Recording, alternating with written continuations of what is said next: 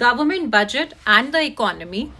बच्चे आज इस चैप्टर में हम स्टडी करेंगे गवर्नमेंट बजट का meaning and different components of government budget. Okay, हर इकोनॉमी में government need to plan a number of infrastructural, number of welfare activities, and ये जितनी भी एक्टिविटीज हैं इनके लिए huge expenditure to be incurred, and इसके लिए this requires appropriate planning and policy of the government.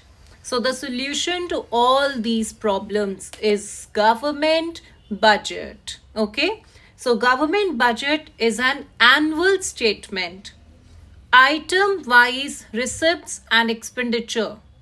अब इसमें इम्पॉर्टेंट बात ये है कि ये जो रिसिप्ट्स एंड एक्सपेंडिचर है ये एक्चुअल नहीं होते। Once again very important keyword, ये सब एस्टिमेटेड होते हैं। So government budget is an annual statement showing item wise estimated receipts and estimated expenditure, okay, during a fiscal year. ये जो आप गवर्नमेंट बजट स्टडी कर रहे हैं इसमें budget is always prepared at all levels. Central government भी बनाती है, स्टेट गवर्नमेंट भी बनाती है, लोकल गवर्नमेंट भी बनाती है, बट हमारा जो चैप्टर है we will restrict our studies to the budget of central government, that is called union budget. तो ये जो यूनियन बजट है हमारा फोकस इस पे रहेगा जो सेंट्रल गवर्नमेंट बनाती है। Clear? So budget means once again repetition कि एनुअल स्टेटमेंट है, item wise estimated receipts and expenditure during a fiscal year, and we are going to study in this topic about central government का budget, that is union budget. Coming to the next topic of the chapter, very important topic for board exams, objectives. Okay, objectives of government budget. There are various objectives, but board exams के purpose से हमारा सबसे important objective है एक reallocation of resources. Okay, reallocation of resources. Through the budgetary policy, government always try to maintain a balance between profit maximization, okay, and social, मतलब कि public welfare, right? तो government reallocate करती है अपने profits को towards social welfare, okay? कैसे करेगी? तो आप इस रीएलोकेशन में टू मेजर पॉइंट्स को एक्सप्लेन करते हैं। One is tax concession and subsidies. Okay, government क्या करेगी रीएलोकेशन के लिए? Government may provide tax concessions. For example, government may encourage khadi products by providing subsidies. Another example, government may discourage the production of harmful consumption goods like liquor and cigarettes by charging heavy taxes. तो tax concession और subsidies की help से, ठीक है, government क्या कर रही है? रीएलोकेट कर रही है रिसोर्सेज को। जैसे जो चीज़ें कंट्री के लिए हार्मफुल हैं उन पे ज़्यादा टैक्सेस लगाए, वहाँ से जो मनी आई वो हम यूटिलाइज कर रहे हैं सब्सिडीज पे करने में। ओके, सेकेंड तरीका है रीएलोकेशन का, दैट बी पार्ट है directly producing goods and services. बच्चे इसमें हमें ये समझना है there are many non profitable economic activities which are not undertaken by the private sector like water supply, sanitation, law and order, national defense. इन्हें कहते हैं पब्लिक गुड्स। इनके ऊपर सिर्फ गवर्नमेंट ही स्पेंड करती है, private sector will never spend, क्योंकि private sector को जब तक प्रॉफिट नहीं होगा प्राइवेट सेक्टर मनी स्पेंड नहीं करेगा। So this is about reallocation of resources. तो एग्जामिनेशन पर्पस से आप इसमें इंट्रो लिखेंगे that government try to make a balance between profit maximisation and social welfare through tax concession or subsidies and directly produce goods and services. Okay. Now I'm coming to the second objective. Again, this objective is very important. This is reducing inequalities of income and wealth. Reducing inequalities of income and wealth. As we know, in our country, there is a disparity between rich and poor people. Economic inequality is inherent part of every economic system. So government always aims to reduce such inequalities of income and wealth through its budgetary policy. और वो government कैसे करेगी? Government will charge high taxes on rich people and spending more on the welfare of the poor people. So इससे क्या होगा? जो rich people हैं, ठीक है, जो rich people हैं, उनकी income fall हो जाएगी और उस income को हम use करेंगे to improve the standard of living, okay, to improve the standard of living of poor people.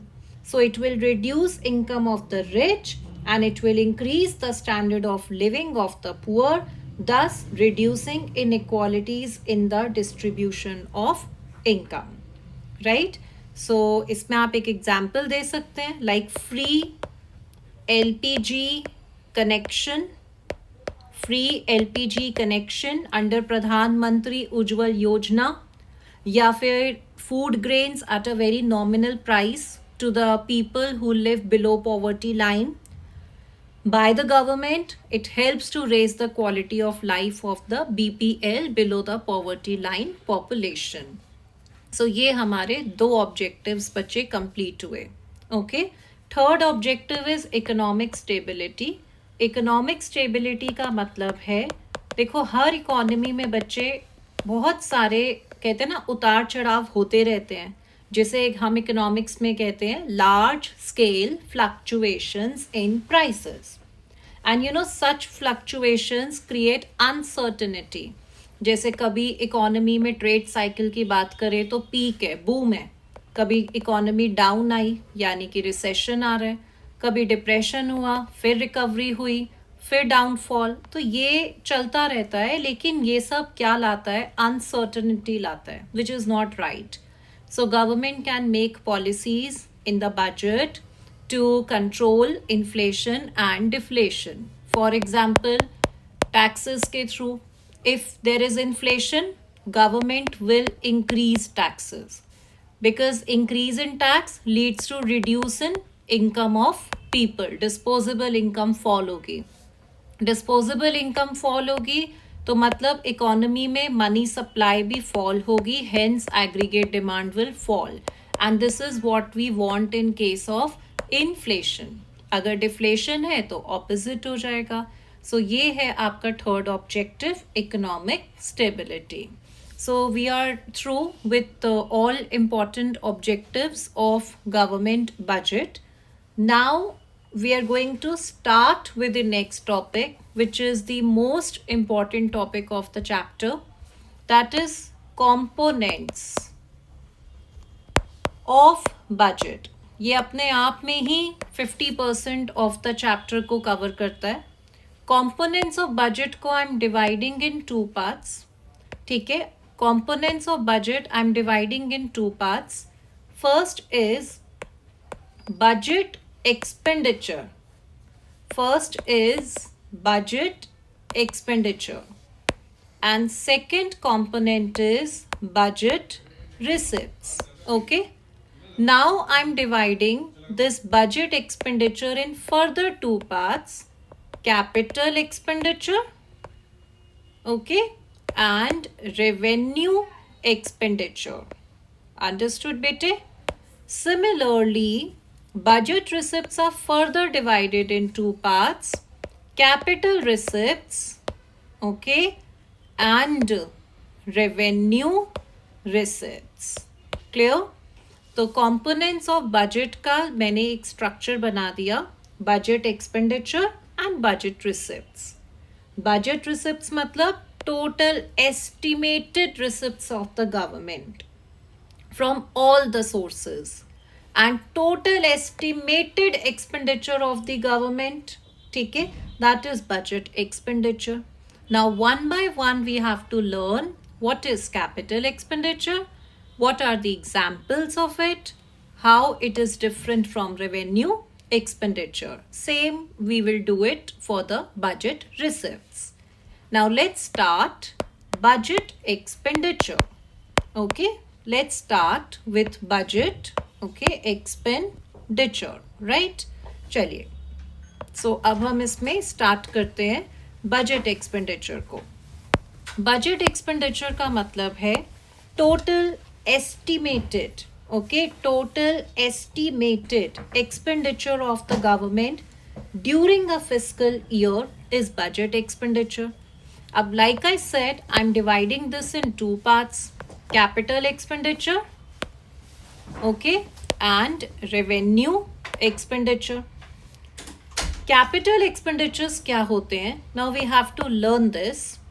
Capital expenditures are those which either increases assets of the government, either increases assets of the government, or cause a reduction in the liability. यहाँ बच्चे बहुत confused होते हैं कि वो कई बार liability को increase कर देते हैं। बेटा आप ये सोचो, एक्सपेंडिचर मतलब गवर्नमेंट के फंड्स का आउटफ्लो होगा। कभी भी आपके पैसों का आउटफ्लो तब होता है जब आप कोई एसेट खरीदते हो, बिल्डिंग खरीद रहे हो, मशीन खरीद रहे हो, या आपने जो लोन लिया है वो आप वापस कर रहे हो। तो capital expenditures are those which either increase assets of the government or reduce liability of the government. Okay, it's a non-recurring in nature क्योंकि ऐसे expenses को आप रोज रोज खर्च नहीं करते हैं। क्लियर बेटे? ऐसे एक्सपेंसेस आप रोज रोज नहीं करते। आप मीन्स यहाँ पर आप कौन है? गवर्नमेंट है। ओके, आप पार्टी नहीं, बट हम गवर्नमेंट है इस क्वेश्चन में, right? So this way capital expenditure का हमने कंसेप्ट किया which increases assets of the government और रिड्यूसेस लाइबिलिटी। ठीक है, यहाँ तक हो गया। अब इसके एग्जाम्पल्स को डिस्कस करते हैं। फॉर एग्जाम्पल, अगर मैं कहती हूँ कि गवर्नमेंट परचेज कर रही है कोई एसेट्स, जिसको बेटर लैंग्वेज होगी that government is spending money on development programmes जैसे कि मेट्रो, ठीक है, या कोई फ्लाईओवर बनाना, तो ये क्या है? This will result into asset creation. या फिर गवर्नमेंट ने कोई लोन्स लिए थे और गवर्नमेंट उसको वापस कर रही है, जिसे हम क्या कहते हैं? Repayment of loan. So this will cause liability reduction. Got it? So ये क्या हो गए आपके कैपिटल एक्सपेंडिचर। जब आप रेवेन्यू एक्सपेंडिचर की बात करेंगे तो इसमें आगे वर्ड लगा दो डू नॉट। ऐसे खर्चे जिससे ना तो एसेट इंक्रीज हुए और या फिर ऐसे एक्सपेंसेस जिससे ना ही गवर्नमेंट की कोई लाइबिलिटी रिड्यूस हुई।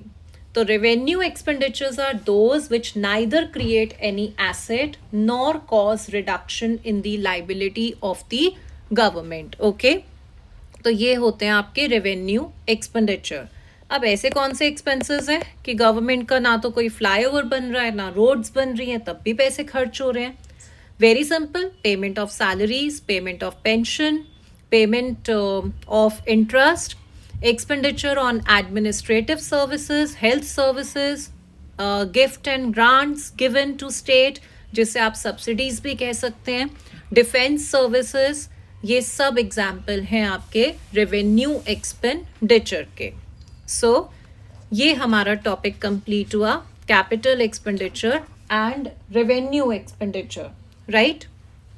अब एक बार आगे बढ़ने से पहले we should discuss the difference between capital expenditure and revenue expenditure. First point तो बेटा आप मीनिंग ही लिख सकते हैं, capital expenditures are those which either increase asset और रिड्यूस लाइबिलिटी। और इसमें क्या लग जाता है, do not increase asset and do not reduce liability. Second point, they are non recurring in nature. ऐसे एक्सपेंसेस आप रोज रोज नहीं करते, but revenue expenditures are recurring in nature. Third point आप ये कह सकते हैं इसके डिफरेंस में, एग्जाम्पल्स कोट कर दीजिए दोनों के, जैसे construction of flyover, metro, repayment of loan, और सिमिलरली आप इसके भी एग्जाम्पल कोट कर दो। लाइक फॉर एग्जाम्पल मैं कह सकती हूँ payment of salaries, okay, payment of interest, subsidies etcetera. So we are through with the difference between capital and revenue expenditure. Now we will start with budget receipts. देखो एक बात पे focus करो, receipts मतलब मनी इनफ्लो, बजट रिसिप्ट्स मतलब total estimated receipts of the government from all the sources. तो government को जो बजट रिसिप्ट्स हैं उसके टू सोर्सेस हैं। Number one, capital receipts, okay, and number two source है बेटे रेवेन्यू रिसिप्ट्स का। Clear? Capital receipts, revenue receipts. Capital receipts अब क्या होती हैं? Capital receipts are those which either causes fall in asset और ओके और इंक्रीज इन लाइबिलिटी। गवर्नमेंट के पास ऐसे सोर्सेस से मनी आ रही है कि जो या तो एसेट्स रिड्यूस हो जाएंगे गवर्नमेंट के, या फिर लाइबिलिटी क्रिएट हो जाएगी, राइट? और अगर रेवेन्यू रिसिप्ट है तो सेम आंसर के आगे क्या लगाना है, do not reduce asset, okay, and do not increase liability, right? Do not decrease asset, do not increase liability. Don't word आपने यूज नहीं करना, इसमें डू नॉट ही आपको हाईलाइट करना है इस टॉपिक में, ओके? नाउ कैपिटल रिसिप्ट्स जो है, फर्दर उसके डिवीजन अगर आप करने चाहें तो आप कर सकते हैं। मैंने कहा एसेट रिड्यूस होता है, करेक्ट? तो ये कौन सी रिसिप्ट्स मानी जाती हैं? इसे कहते हैं इकोनॉमिक्स में नॉन डेप्ट क्रिएटिंग कैपिटल रिसिप्ट, ओके? और लाइबिलिटी इंक्रीज का मतलब होता है डेप्ट क्रिएटिंग कैपिटल रिसिप्ट। अंडरस्टूड? डेप्ट creating capital receipt, okay? So once again इसका रिकैप एक बार बनता है, ठीक है? हमने क्या सीखा? बजट रिसिप्ट्स को सीखा, जिसे मैंने टू पार्ट्स में डिवाइड किया, capital receipts and revenue receipts. Capital receipts को आप फर्दर टू पार्ट्स में डिवाइड कर रहे हैं, नॉन डेप्ट creating capital receipt and dept creating capital receipt. Non डेप्ट क्रिएटिंग मतलब ऐसी कैपिटल रिसिप्ट जो तब होती है जब आपके एसेट रिड्यूस होते हैं। Example, disinvestment, okay? Example another हम दे सकते हैं, डिसइन्वेस्टमेंट हो गया, और एक है रिकवरी ऑफ लोन। बोर्ड्स में तो फेवरेट क्वेश्चन है, why recovery of loan is a capital receipt?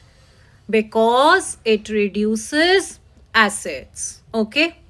Dept creating मतलब, क्यों डेप्ट क्रिएटिंग मतलब लाइबिलिटी, तो ये क्या है कि लाइबिलिटी इंक्रीज हो रही है, तो इसका एग्जाम्पल क्या होगा बेटे? बोरोविंग्स होगा।